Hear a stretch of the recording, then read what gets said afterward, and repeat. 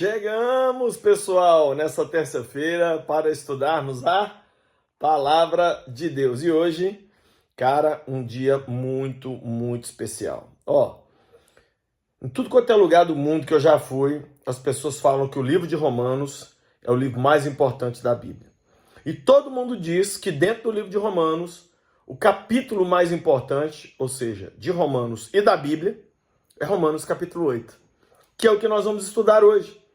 Romanos capítulo 8.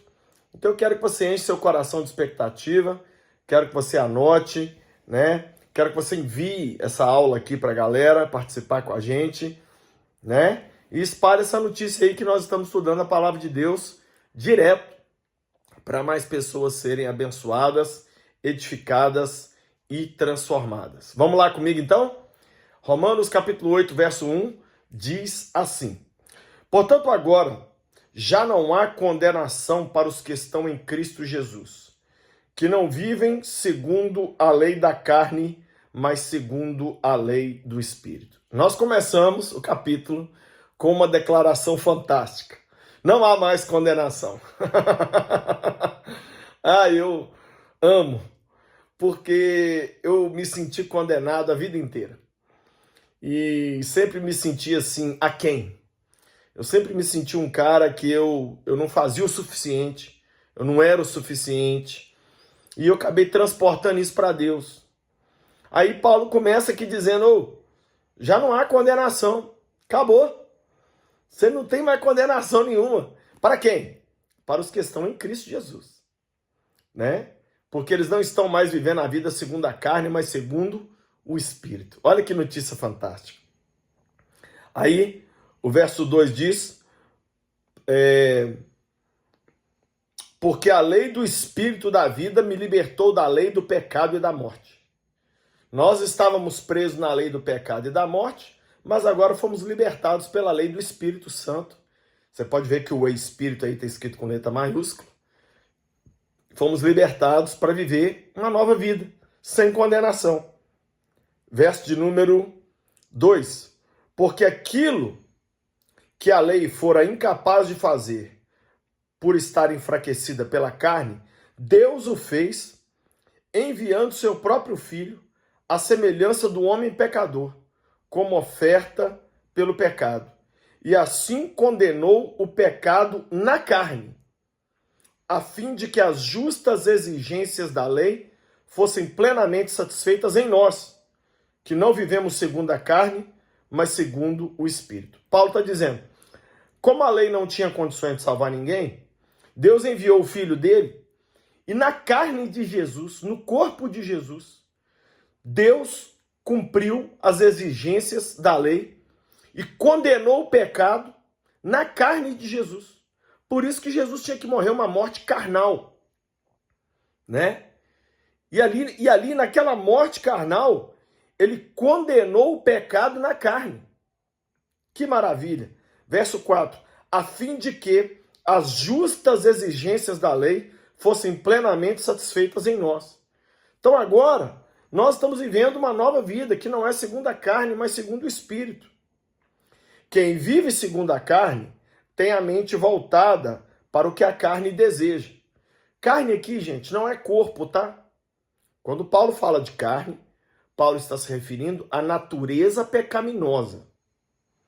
Então, quem vive a vida segundo a natureza pecaminosa está perdido.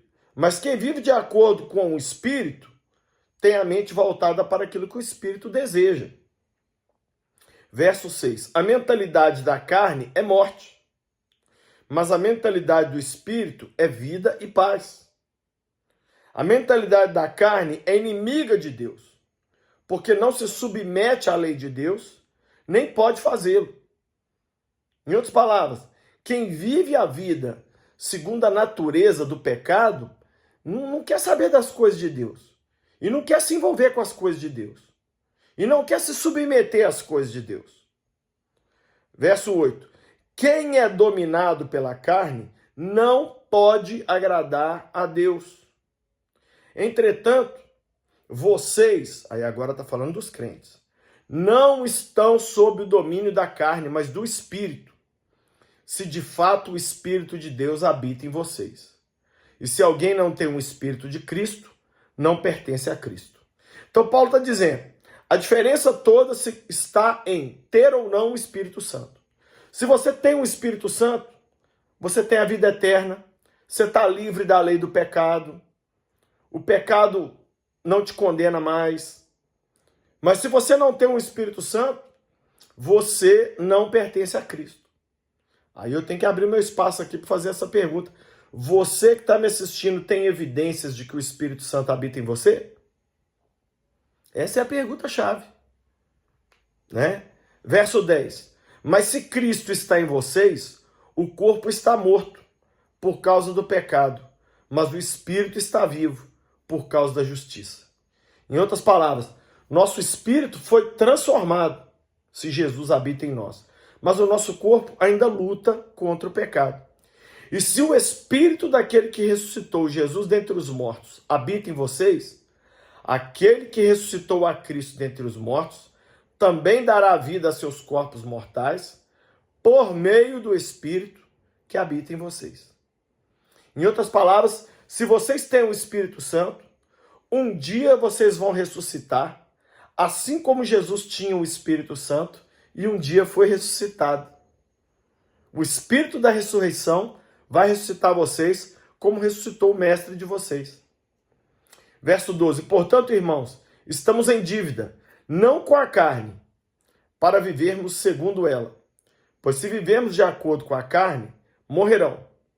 Mas se viverem de acordo com o Espírito, farão morrer os atos do corpo e viverão. Porque todos os que são guiados pelo Espírito de Deus são filhos de Deus. Em outras palavras, se você vive uma vida na carnalidade, você está perdido. Mas se o Espírito Santo guia a sua vida, você é filho de Deus.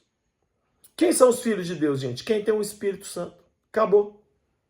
Então, quando a gente fala assim, Jesus veio morar no meu coração, na verdade está falando que o Espírito Santo veio.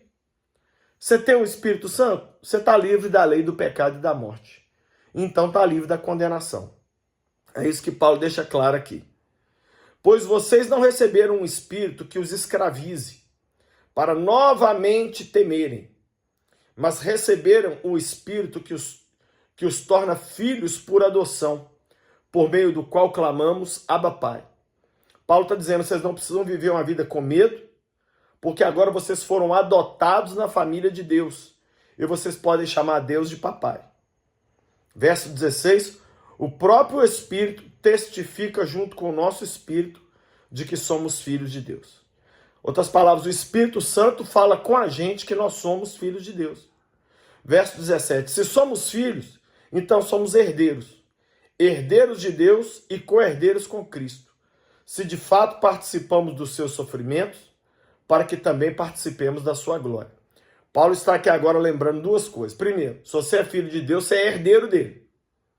E segundo, vai participar da glória de Deus quem participar dos sofrimentos também.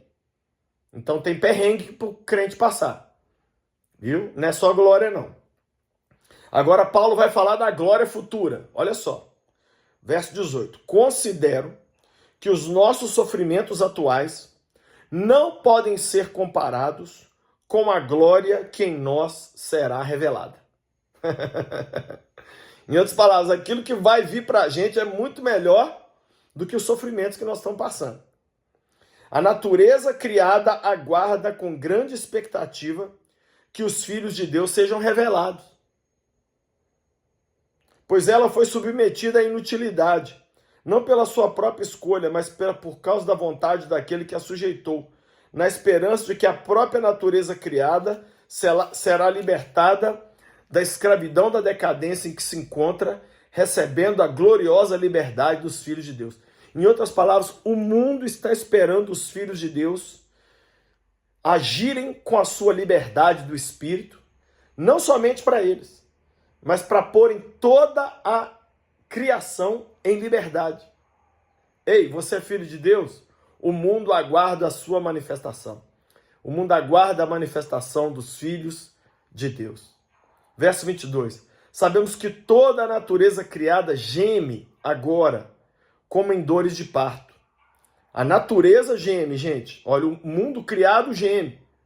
E não só isso, mas nós mesmos que temos os primeiros frutos do Espírito, gememos interiormente, esperando ansiosamente nossa adoção como filhos, a redenção do nosso corpo. Em outras palavras, nós também estamos gemendo porque nós queremos logo largar esse corpo para ter o nosso corpo glorificado, redimido. Pois em esperança fomos salvos. Mas esperança que se vê não é esperança. Quem espera por aquilo que está vendo? Mas se esperamos o que ainda não vemos, aguardamos pacientemente. Paulo está dizendo, olha, nós somos salvos pela esperança. Mas vocês não estão vendo. Imagina se a gente ficasse aqui na terra vendo o céu. Nós não ia aguentar esperar. Mas como a gente não está vendo, a gente aguenta esperar. É isso que Paulo está dizendo. Da mesma forma, olha que fantástico isso. Verso 26. Da mesma forma, o Espírito nos ajuda em nossa fraqueza, pois não sabemos como orar, mas o próprio Espírito intercede por nós com gemidos inexprimíveis.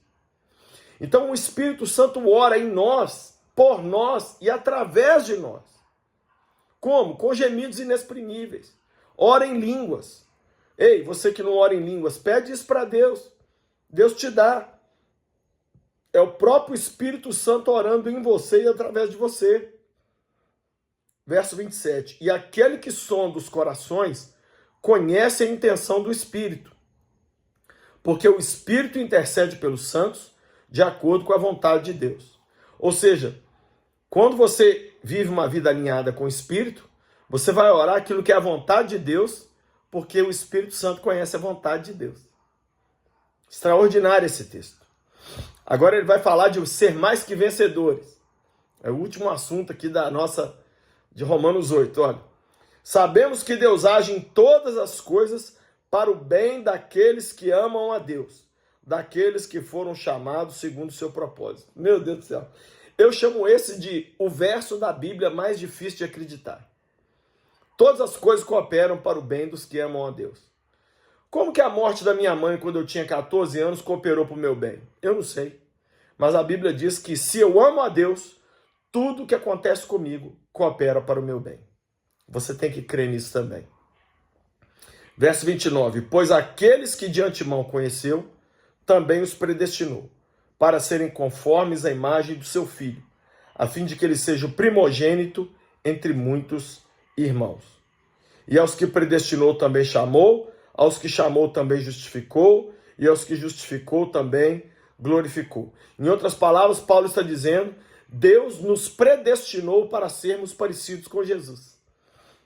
Do jeito que Deus fez com Jesus, Deus quer fazer com a gente. Somos predestinados a sermos parecidos com Ele. Maravilhoso esse texto. E qual é o fim? Sermos glorificados. Verso 31. Que diremos, pois, diante dessas coisas?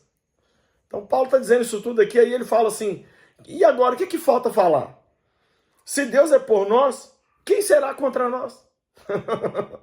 Gente, se Deus está do nosso lado, é game over. Já vencemos. Aquele que não poupou, esse verso é o verso da Bíblia que eu mais amo. Aquele que não poupou o seu próprio filho, mas o entregou por todos nós. Como? Não nos dará com ele e de graça todas as coisas. Então, assim, se Deus deu Jesus, por que ele vai negar qualquer outra coisa? É fora do normal. Deus deu Jesus, gente. Nada chega perto disso. Romanos 8:32 é o verso da Bíblia que eu mais amo. Verso 33. Quem fará alguma acusação contra os escolhidos de Deus? É Deus que os justifica. Quem vai condenar você? É Deus que te justifica. Quem vai te condenar? Foi Cristo Jesus que morreu. E mais, que ressuscitou. E está à direita de Deus. E também intercede por nós. Olha aí, olha o trabalho de Jesus hoje, orar por mim e por você. Jesus fica em oração por mim e por você direto. Quem nos separará do amor de Cristo? Será tribulação, angústia, perseguição, fome, nudez, perigo ou espada? Como está escrito, por amor de ti, enfrentamos a morte todos os dias. Somos considerados como ovelhas destinadas ao matadouro. Agora olha que verso. Mas em todas essas coisas, somos mais que vencedores, por meio daquele que nos amou. Sabe o que significa isso? Mais que vencedor é alguém que nem entrou na guerra, mas já ganhou o troféu. É isso que eu e você somos. Nós somos mais que vencedores por causa de quem? Por causa daquele que nos amou. E aí Paulo termina de um jeito que é impossível não chorar. Isso aqui para mim é o pico da Bíblia. O que nós vamos ler aqui agora é a coisa mais chocante que tem na palavra de Deus. Diz assim: pois eu estou convencido de que nem a morte, nem a vida, nem os anjos, nem os demônios, nem o presente, nem o futuro, nem quaisquer poderes, nem altura, nem profundidade, nem qualquer outra coisa na criação será capaz de nos separar do amor de Deus que está em Cristo Jesus, nosso Senhor.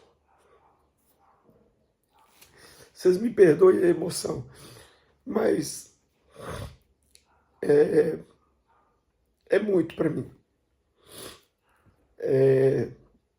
Pensar o que Deus fez por mim, pensar o preço que Ele pagou, sabe? Deixa Romanos 8 entrar dentro de você. Deixa esse estudo mudar a sua história.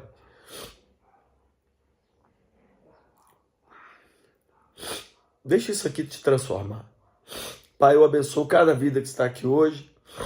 Eu não tenho o que acrescentar no texto. O texto é glorioso demais. É maravilhoso demais.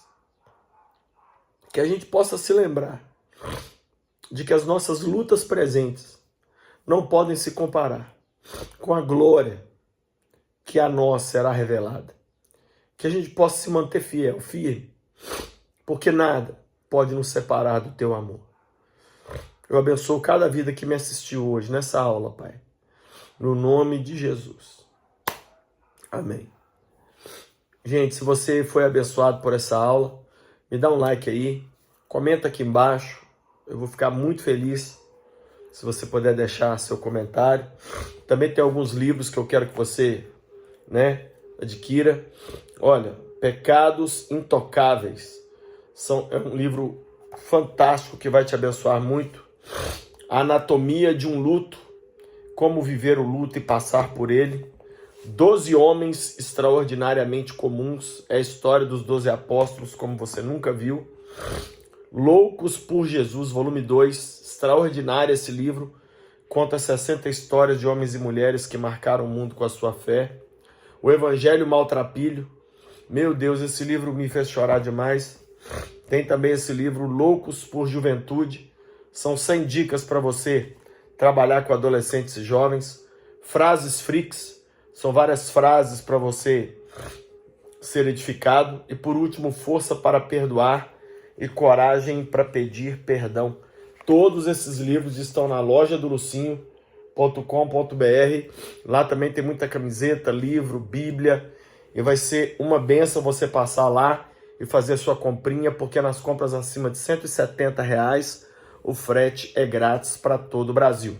Quero te lembrar que a aula de amanhã, Romanos 9, é só para membros exclusivos do canal. Então, se você ainda não é membro do meu canal, torne-se, para que você possa participar não somente das aulas exclusivas que virão das quartas-feiras, como das aulas das quartas que passaram. Beleza? E por último, quero convidar vocês para vir para Israel com a gente. Temos 3 caravanas aí marcadas. Temos uma agora para setembro, maravilhosa. Israel e Ilhas Gregas é a melhor. Dá uma entrada lá no site viagemcomlucinho.com.br para você ler o roteiro, ver lá as formas de pagamento e participar conosco dessa viagem que vai ser a melhor da sua vida. viagemcomlucinho.com.br. Deus te abençoe, até a aula de amanhã e seja louco por Jesus.